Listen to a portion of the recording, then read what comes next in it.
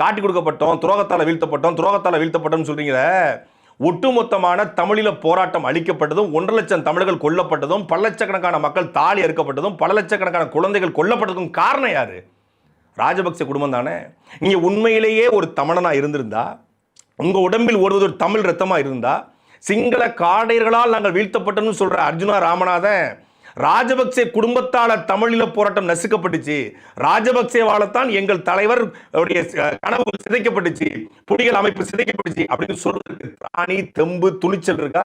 பாராளுமன்றத்தில் போய் தலைவர் பேரை சொல்லிட்டா, பாராளுமன்றத்தில் போய் புலிகள் பேரை சொல்லிட்டா இவர் பெரிய தமிழீழ பற்றாளர் ஆயிடுவார். அங்க இருக்கக்கூடிய தமிழ் தேசிய தலைவர் அமைப்புகளை, தமிழ் தேசியத்தை போற்றக்கூடிய தலைவர்களையும் இழிவாக பேசுவது, இங்கேயும் தமிழ் தேசியம் பேசக்கூடிய சீமானை இழிவாக பேசுவதுனா, தமிழ் தேசியத்தை ஒருத்தன் இழிவா பேசுறான், தமிழ் தேசிய தலைவர்களை இழிவா பேசுறான், அவதூறு பரப்புறானா அவன் யாரா இருப்பான்?